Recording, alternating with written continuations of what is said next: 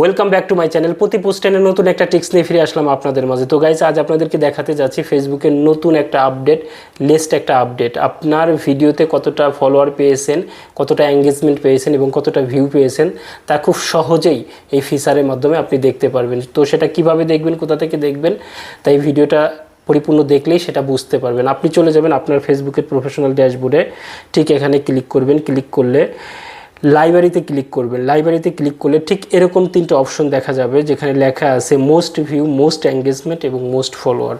আপনি যেটা দেখতে চান, যদি মোস্ট ভিউ দেখতে চান, আপনার ভিডিওতে প্রত্যেকটা ভিডিওতে কতটা ভিউ এসেছে তা খুব সহজেই কিন্তু এখান থেকে দেখা যাবে। আপনি যদি আপনার ভিডিওর এঙ্গেজমেন্ট দেখতে চান, যেটা আগে দেখা যেত না, সেই এঙ্গেজমেন্টটা যদি আপনি দেখতে চান তাহলে মোস্ট এঙ্গেজমেন্টে ক্লিক করবেন।